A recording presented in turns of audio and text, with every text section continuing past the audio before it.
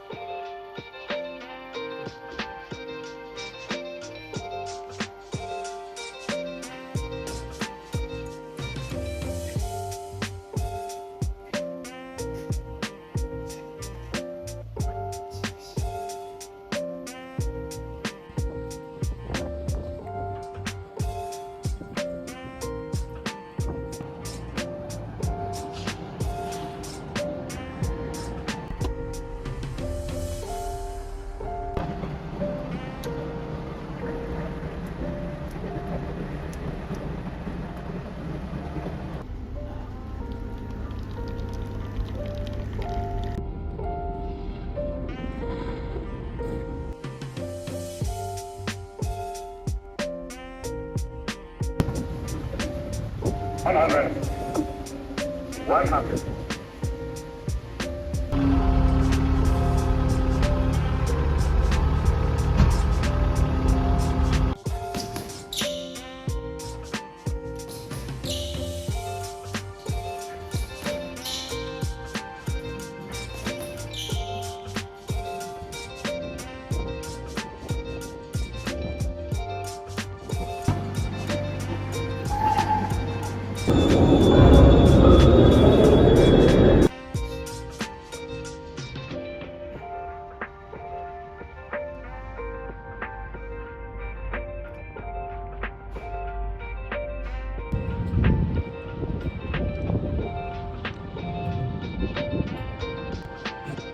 So yun guys, i-check natin yung reefer. Every 6 hours namin chine-check yun. Pero depende, minsan 4 hours, minsan 6 hours. So yun, that's yun. Yan guys, check namin yung temperature. Bale, ito yung set point. Tapos yung temperature niya is 1.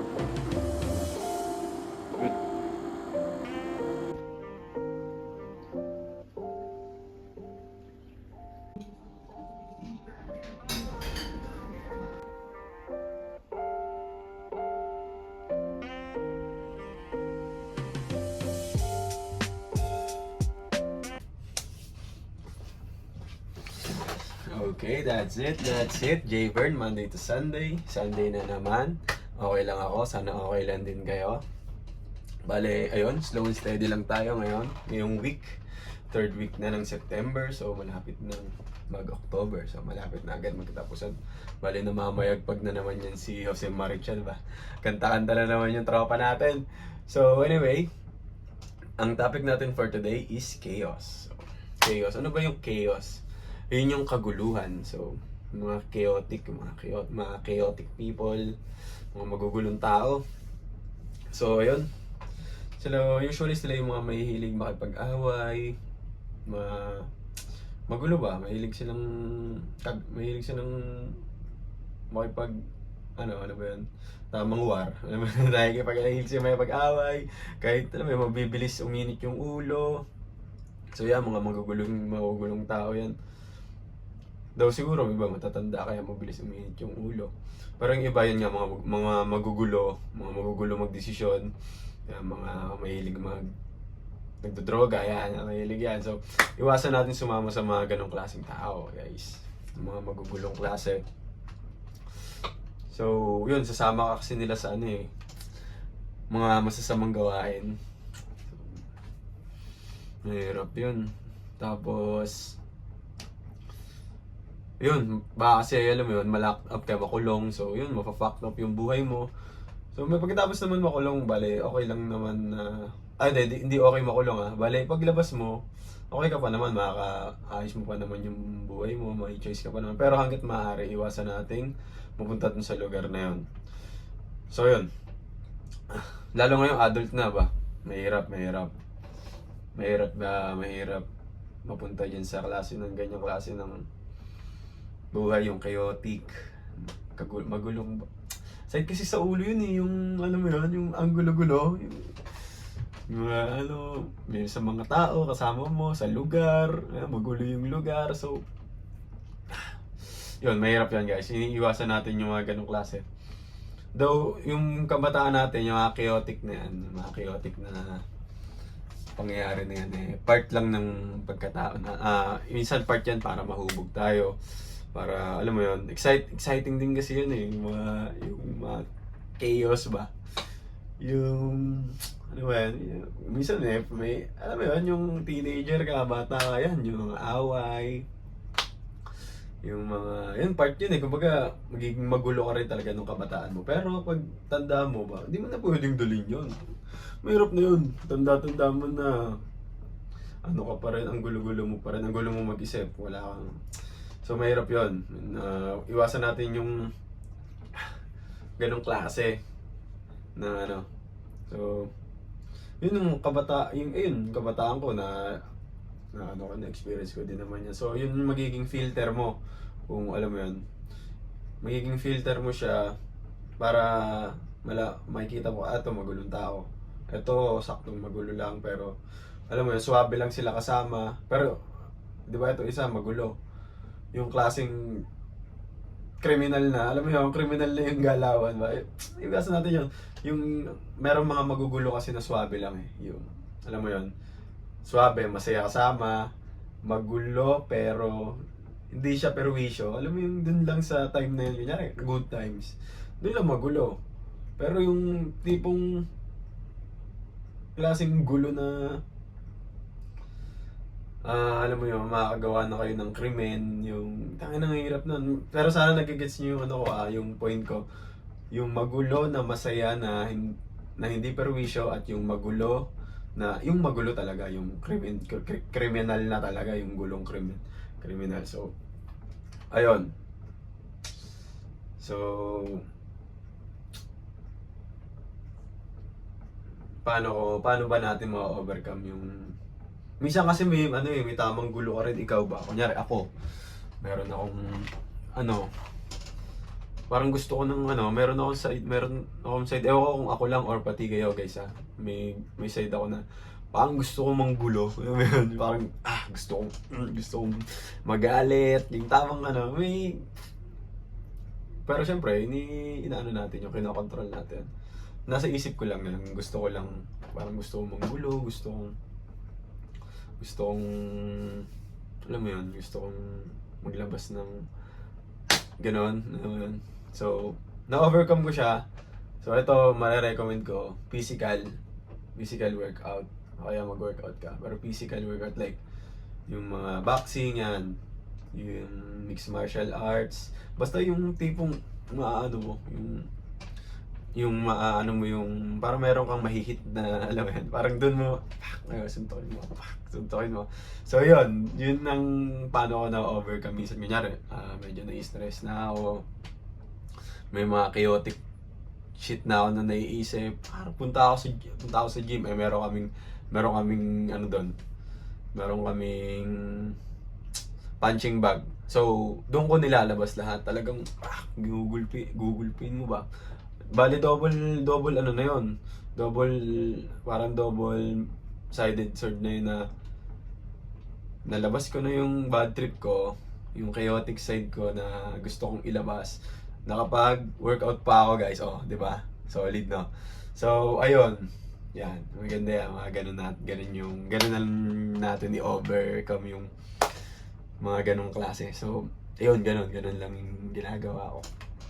So, yan, sa dating din, sa chicks, yan, meron din akong experience na ganyan. May mga nakakilala din kasi mga chaotic chick na, alam mo, syempre magsisimula sa chat, titingnan mo sa chat, sa post, may mga post niya, ay ganun to pala mag-post to.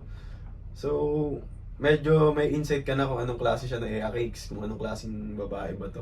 Parang, gulo to, pero subukan natin, baka sa posting lang siya ganun, or di ko alam. Baga, na-curious din ako, kita kami pa. Tapos ayun, nagkita kami, nakilala ko, nagkape kami, doon pa kami pumunta nun sa sa may Manila part, basta doon. So edi yun, nag-usap-usap na kami, and then nagkwento siya. Bale, syempre, tayo makikinig lang tayo kung anong ikukwento niya. So, kasi nag-observe lang tayo kung ano ba itong ka-date ko. Ano ba to? Mabait ba to? Yun nga, magulo ba to? Or baka mamaya, yung beach, ganun, sabay. So, nandun siya sa category na, base sa judgment ko lang yung di nag-aano na kami, nag-uusap na kami. So yun, nag-uusap na kami, punta sana kami mag-billiard, kaso puno. So ayun, nagkwentuhan na lang ulit kami. Habang naglalakad kami, napapansin ko, mahilig siya yung mamalo. Yung, kunyari, magbabato ako ng joke, nag-joke ako, tuntua siya.